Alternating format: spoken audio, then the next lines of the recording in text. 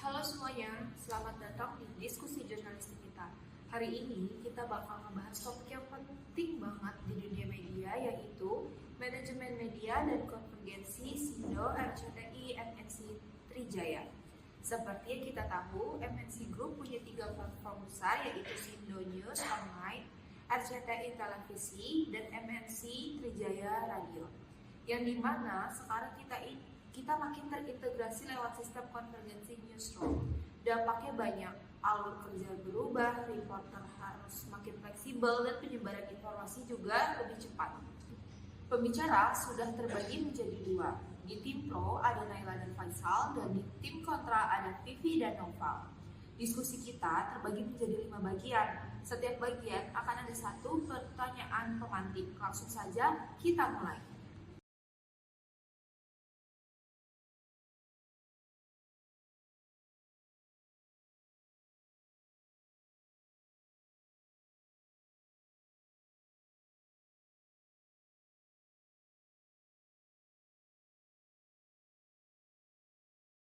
Menurut aku, konvergensi ini bikin pemberitahuan jauh lebih cepat. Satu laporan dari lapangan bisa langsung disalurkan ke Sindo, ke RCTI, dan ke MNC Trijaya. Ini efisien banget buat publik yang butuh update real time. Cepat iya, tapi resiko salah juga besar karena satu info dipakai di banyak platform. Kalau ada satu kesalahan, semua media dalam grup ikut salah, jadi akurasi bisa lebih rentan. Tapi karena sudah satu manajemen konten, koordinasinya lebih rapi. Nah, juga satu reporter juga lebih dari cukup. Dan juga dari editor dari masing-masing platform bisa langsung menyesuaikan versi mereka sendiri. Tetap aja tekanan serba cepat itu besar. Reporter dipaksa kirim cepat untuk TV, online, dan radio sekaligus. Itu bikin verifikasi bisa kelewat. Jadi, di bagian ini terlihat konvergensi membuat alur cepat dan efisien, tapi memang ada resiko kurangnya pengecekan ulang.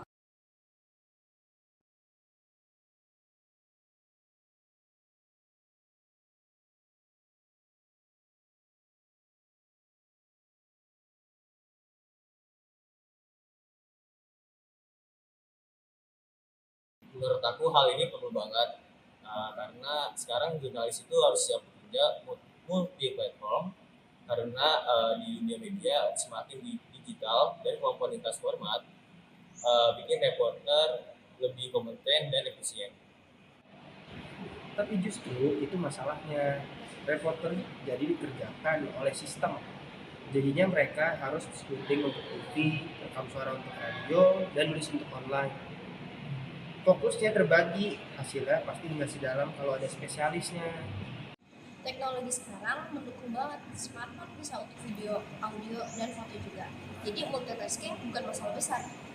Tadi mulai canggih, tapi kualitas jurnalistik bukan cuma soal teknis, itu soal riset, analisis, dan verifikasi. Kalau semua dikerjakan sendirian, itu yang berkurang.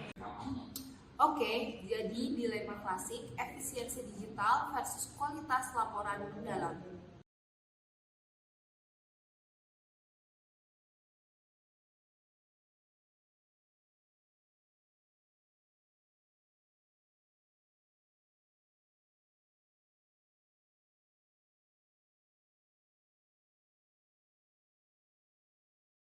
Saya pilih RCTI, visual itu paling kuat. Masyarakat lebih mudah percaya kalau lihat langsung liputan di TV. Kalau aku sih lebih milih Sindo News ya, karena aksesnya cepat, fleksibel, dan bisa dibaca kapan saja. Apalagi online-nya itu update-nya paling cepat dan dibanding TV radio yang lain ini best. TV itu punya kekuatan dramatik yang nggak bisa digantikan. Untuk liputan besar, TV tetap jadi pusat perhatian publik.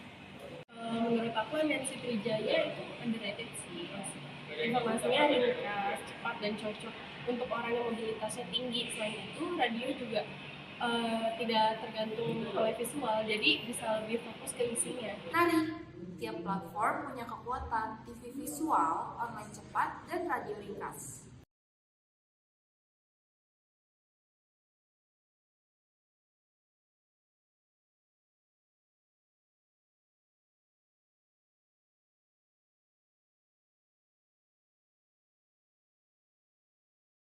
itu kuantitas sih. Menurut gua kuantitas itu penting. Publik butuh banyak update dan juga konvergensi memungkinkan.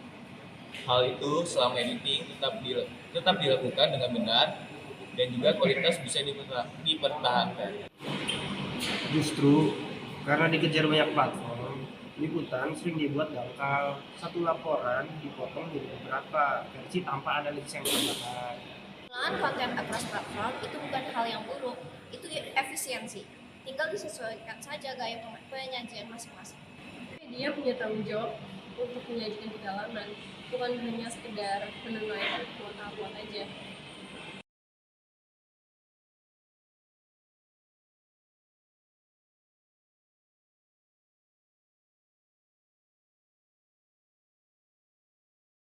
Aku yakin masa depan ada di online. Sindo News bisa update dalam hitungan detik dan sangat mudah disebarkan melalui media sosial. Menurut aku, TV masih punya fondasi kuat. RCTI punya standar verifikasi tinggi dan masih dipercaya banyak hal. Nah itu fleksibel.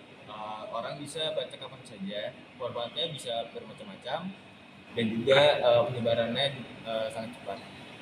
Radio dan TV memiliki kontrol editorial yang kuat. Itu yang bikin informasi yang lebih aman dari hoax. Jadi, terlihat online lebih unggul dari kecepatan dan adaptasi digital. Sedangkan TV dan radio unggul dari sisi kredibilitas dan pengawasan prediksi. Baik, kita sudah sampai di akhir diskusi. Dari pembahasan hari ini bisa kita simpulkan bahwa yang pertama, konvergensi Sindo, RCTI, MNC Trijaya memang membuat alur berbeda pemberitaan lebih cepat, tapi tetap ada tantangan besar dalam menjaga akurasi. Yang kedua, multitasking jurnalis membawa efisiensi tapi beresiko menurunkan kedalaman informasi. Yang ketiga, setiap platform punya kekuatan berbeda, TV visual, online cepat, dan radio ringkas. Yang keempat, manajemen konten harus seimbang, tidak hanya mengejar jumlah, tapi juga menjaga kualitas. Dan yang terakhir, masa depan media kemungkinan ada pada integrasi ketiganya, bukan saling menggantikan. Terima kasih untuk semua pembicara, diskusi hari ini selesai. Assalamualaikum warahmatullahi wabarakatuh. Kami dari kelompok 4 pengangkat jurnalistik. Sebelumnya perkenalkan nama saya Faisal Jablan. Saya Naila Septan Rahmadiana. Saya Alif Raziza. Saya Mustafa Latia. Terima kasih. Konsep dasar media konvergensi penjelasan lengkap.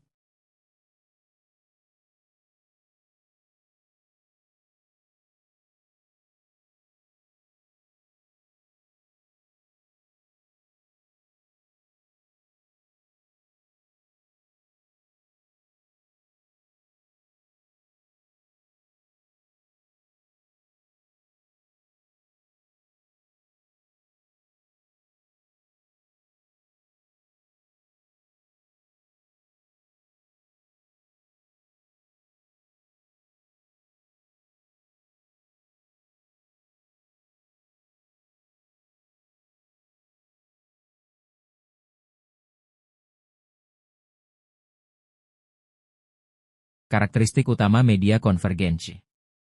Integrasi konten. Satu konten dapat dibuat dan dikembangkan untuk digunakan di berbagai platform.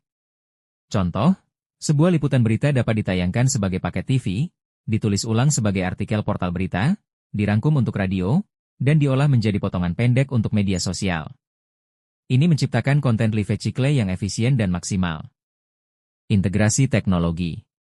Konvergensi didukung oleh teknologi digital seperti sistem editing berbagi, server terpadu, newsroom digital, dan kanal streaming. Teknologi ini memungkinkan proses pengiriman file lebih cepat, kolaborasi jarak jauh, serta distribusi konten secara real-time.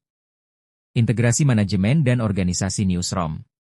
Dalam model konvergensi, newsroom tidak lagi dibagi berdasarkan platform, TV saja, radio saja, koran saja, tetapi terintegrasi dalam satu ruang redaksi.